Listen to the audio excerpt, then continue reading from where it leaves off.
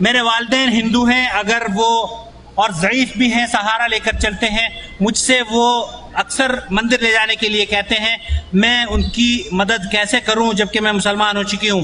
میں اب کیا کروں؟ کیا ان کی فرما برداری کروں؟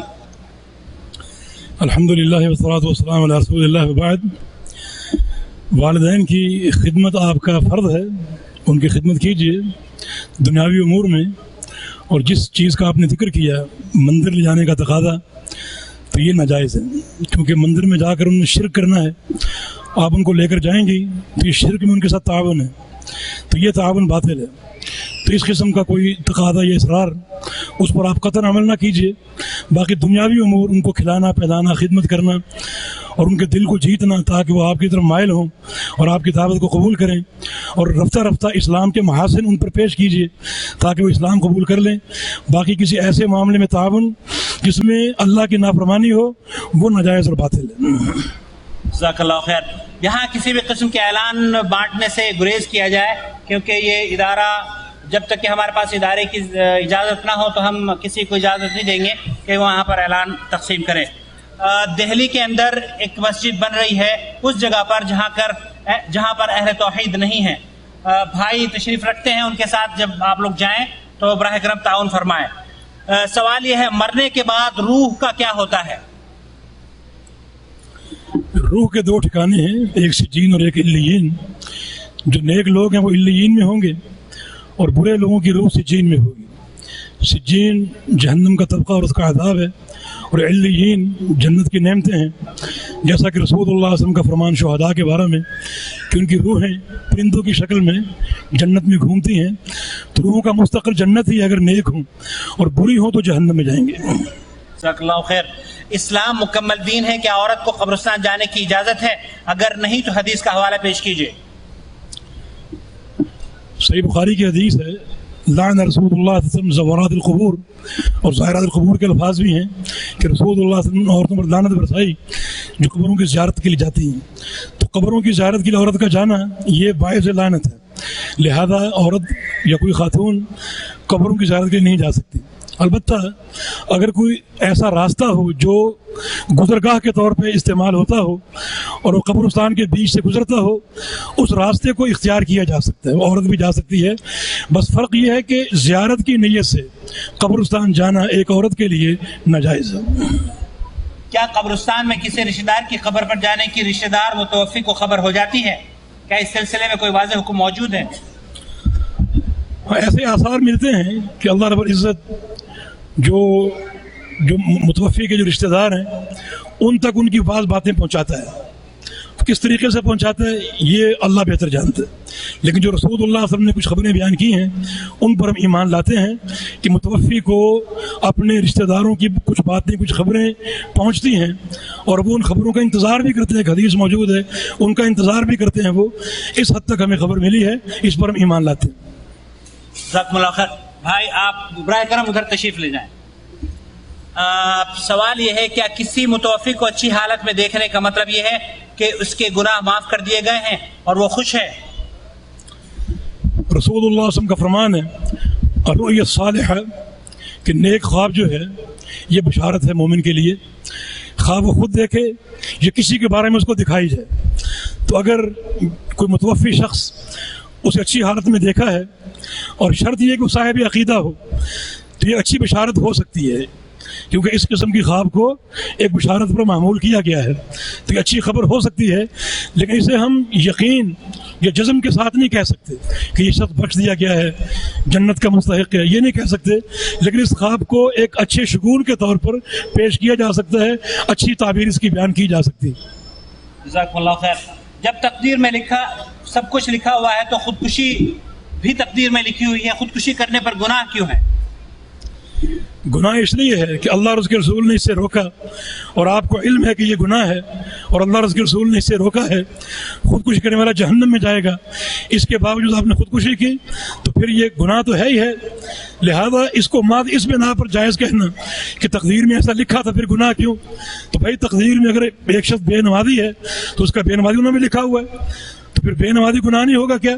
نہیں، یہ تمام اعمال اطاعت ہوں یا معصیت ہو، سب کا سب لکھا ہوا ہے اور آپ ان کو جانتے ہیں، وہ آپ پر حجت قائم ہو چکی ہے۔ اطاعت کے امور میں اطاعت کیجیے، نافرمانی کے امور میں آپ ڈریے اللہ سے اور اس کو چھوڑیے اور اللہ اور اس کے رسول کی اطاعت کیجیے تاکہ اللہ تعالیٰ آپ کے ساتھ صحیح معاملہ کرے۔ جزاکم اللہ خیر۔ والدین اپنے بیٹے کا رشتہ جس جگہ کر رہے ہیں، لڑکی کے والدین دیندار نہیں ہیں، بیٹے کو والدین کا کہنا ماننا پڑے گا یا نہیں؟ قرآن و حدیث میں واضح۔ اس صورت میں نبی علیہ السلام کے فرمان کی نافرمانی ہوگی۔ رسول اللہ صلی اللہ علیہ وسلم کا فرمان ہے کہ تنکر المرأۃ لأربع لدینها ولمالها ولحسبها ولجمالها، کہ عام طور پہ عورت سے نکاح 4 امور کی بنا پر کیا جاتا ہے، یا اس کی دینداری کو دیکھ کر، یا اس کے مال کو دیکھ کر، یا اس کے خاندان کو دیکھ کر، یا اس کے حسن کو دیکھ کر۔ رسول اللہ صلی اللہ علیہ وسلم کا فرمان ہے کہ فاظفر بذات الدین، کہ تم دیندار کو ترجیح دو، اس عورت کو ترجیح دو جو دیندار ہو، چاہے مالدار نہ ہو، اتنی خوبصورت نہ ہو، خاندان چاہے اونچا نہ ہو، لیکن دین اگر مستحکم ہے اس کو ترجیح دو۔ تو آپ کے والدین آپ کا نکاح ایک ایسی خاتون سے کرنا چاہتے ہیں جہاں دینداری نہیں ہے اور دین نہیں ہے، تو اس معاملے میں آپ ان کی نافرمانی کر سکتے ہیں، کیونکہ اگر ان کی اطاعت کریں گے تو ان کی اطاعت میں اللہ کے پیغمبر کی نافرمانی ہوگی، یہ جائز نہیں۔ شیخ، اگر لڑکی ہو، لڑکی کے والدین کسی جگہ شادی کرنا چاہتے ہو تو پھر بھی یہی معاملہ ہے۔ لڑکی کے والدین اگر کسی ایسے لڑکے سے نکاح کرنا چاہ رہے ہیں جو دیندار نہیں بلکہ بے دین ہے، تو لڑکی کو حق ہے کہ اس کا انکار کرے، اور لڑکی کے اذن کے بغیر نکاح نہیں ہو سکتا۔ جس طرح باپ کی ولایت ضروری ہے، بچی کا اذن بھی ضروری ہے، جب تک اس کا اذن نہیں ہوگا نکاح نہیں ہوگا۔ والدین کی فرمانبرداری کے موضوع سے ایک سوال یہ آیا ہے کہ اگر جہیز نہ بچی لے کر آئے تو کیا والدین اس لڑکی کو طلاق دینے کا حکم دے سکتے ہیں اس بچے کو؟ جہیز کی کوئی شرعی حیثیت نہیں۔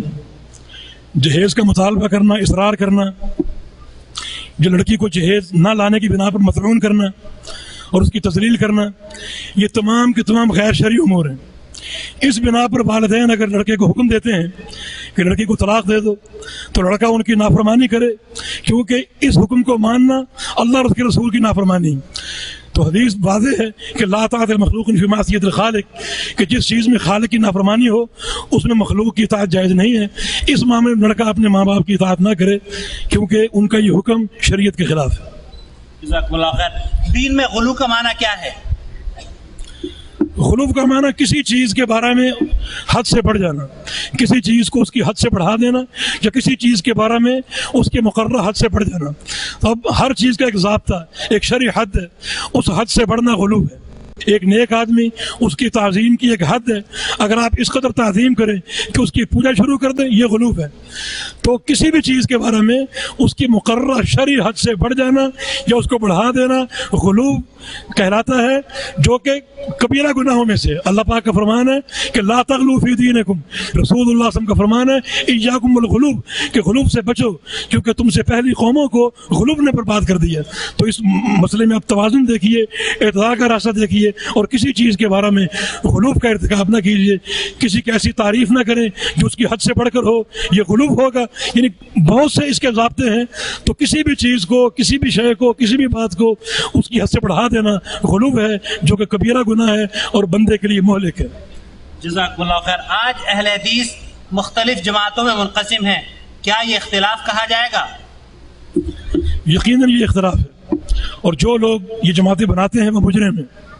کسی کی پارٹی آج بن رہی ہے، کسی کی 10 سال پہلے بنی، کسی کی 20 سال پہلے بنی۔ اہداف کتنے ہی مبارک کیوں نہ ہو، لیکن جماعت بنانا، تنظیم بنانا، یہ سب کے سب خلاف شرع ہے، کیونکہ اللہ رب العزت نے اس تنظیم سازی کو اور فرقہ بندی کو شرک سے ملایا ہے۔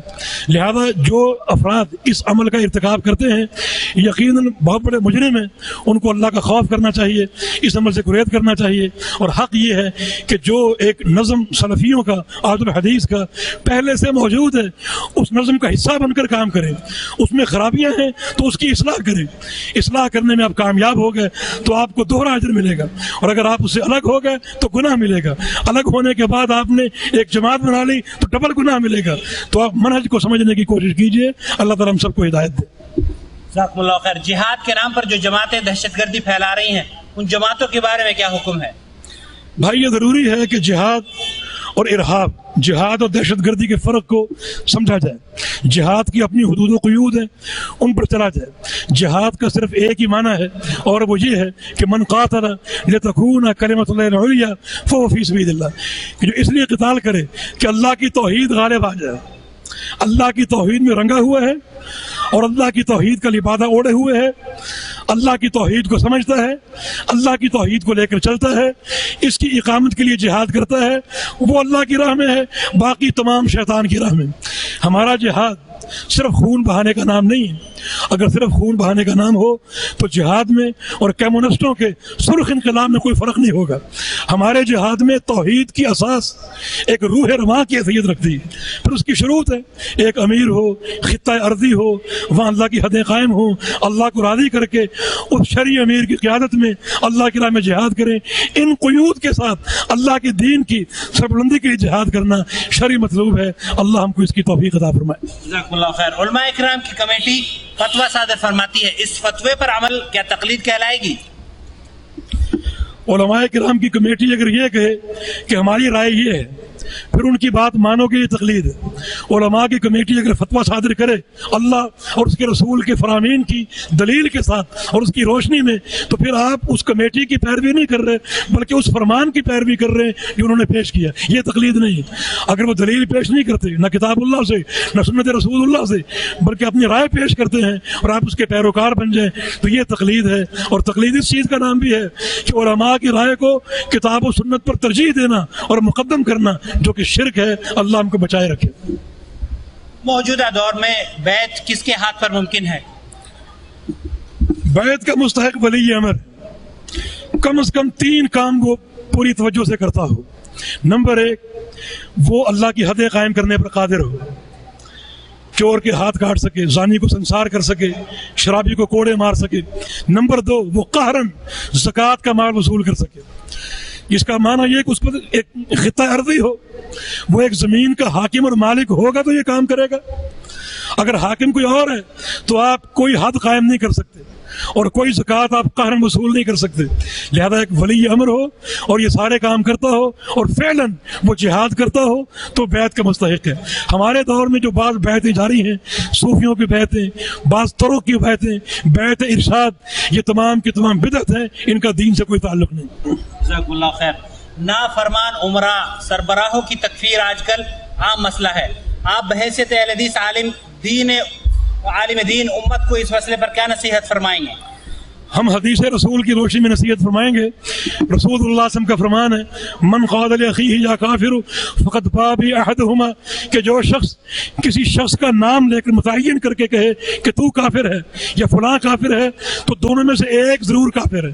یا وہ اگر وہ نہیں ہے تو پھر کہنے والا کافر ہے، چاہے وہ عبادت گزار ہو، وہ حاجی ہو، متقی ہو، پرہیزگار ہو. اگر جس کو وہ کافر کہہ رہے وہ کافر نہیں ہے تو پھر کہنے والا کافر ہے. تو ہم کہتے ہیں کہ اللہ سے ڈرو، اور یہ تکفیر ایک جرم ہے. خوارج اسی جرم کے مرتکب ہوئے. رسول اللہ صلی اللہ علیہ وسلم کا فرمان ہے، الخوارج هم کلاب النار، کہ خارجی جہنم کے کتے ہوں گے. تو اس کی بڑی وعیدیں ہیں. اللہ ہم سب کو عافیت دے. آمین. امام مہدی جب آئیں گے تو ان کا عقیدہ کیا ہوگا؟ وہ خود اپنے عقائد پھیلائیں گے یا نبی کریم صلی اللہ علیہ وسلم کے طریقے پر عمل کریں گے؟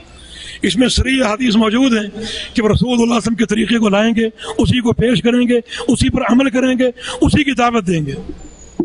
جزاکم اللہ خیر. نماز میں رکوع سے اٹھنے کے بعد جو کھڑے ہوتے ہیں اسے قیام کہیں گے یا قوما؟ اگر قوما کہیں گے تو کسی حدیث میں قومے کا لفظ آیا ہے؟ کسی حدیث میں قومے کا لفظ نہیں، بلکہ صحیح بخاری کی ایک حدیث میں رکوع سے پہلے والے قیام کو قوما کہا گیا ہے. جو قیام رکوع سے پہلے ہے اس کو قوما کہا گیا صحیح بخاری کی ایک حدیث میں. اور بعد والے قیام کو قوما کہنا کسی شرعی اصطلاح ثابت نہیں. اور اگر قوما کہا بھی جائے تو قوما اور قیام میں کوئی فرق نہیں. علماء جانتے ہیں کہ قوما کا لفظ ہو یا قیام کا لفظ ہو، یہ دونوں ایک ہی باب کے مصدر ہیں اور دونوں کا معنی کھڑا ہونا.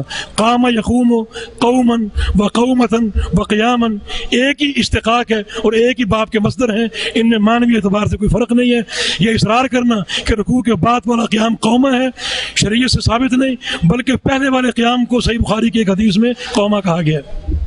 جزاکم اللہ خیر. یہ 12:30 بجے سوال و جواب کی نشست کو ختم کر دیں گے انشاءاللہ. اللہ کے فضل و کرم سے میں یہ کوشش کرتا ہوں کہ میری بیوہ والدہ کے حقوق پورے ادا کروں. اللہ کی فضل سے میری کمائی میں بھی بہت برکت ہے. والدہ قبر پرستی کے قائل ہیں, کبھی اس معاملے میں ان سے انبن ہو جاتی ہے.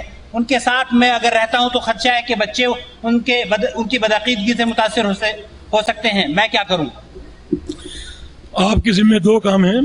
ایک یہ کہ اپنی والدہ کی خدمت کریں اور ان کو دعوت دیتے رہیں.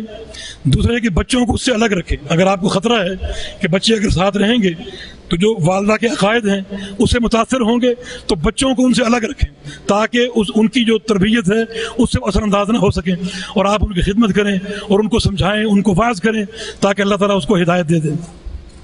جزاک اللہ خیر. میری ماں اگر انڈیا واپس آنے کا حکم دیں تو کیا میں مانوں؟ ہاں, اس میں ماننا چاہیے. جیسے ابھی مولانا نے فرمایا کہ اگر والدہ اپنی خدمت کے لیے اور اپنی ضروریات کے لیے آپ کو دعوت دیتی کہ آپ انڈیا آئیں, میرے پاس رہیں, میری خدمت کریں, تو آپ یہاں کام چھوڑ کے چلے جائیں. ماں کا حق مقدم ہے, اس قدر مقدم ہے کہ ماں کی اذن کے بغیر آپ جہاد نہیں کر سکتے.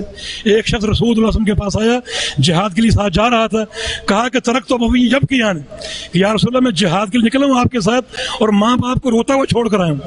فرمایا کہ یہیں سے لوٹ جاؤ اور اپنے ماں باپ کو ہنساؤ, یہیں سے لوٹ جاؤ, جہاد کے لیے مت جاؤ. تو اتنا ان کا حق مقدم ہے کہ آپ اس وقت تک جہاد کے لیے نہیں جا سکتے جب تک ماں باپ کا اذن نہ ہو. تو یہ تو نوکری ہے, دنیا کا کام ہے, اس کو چھوڑنا ضروری ہوگا.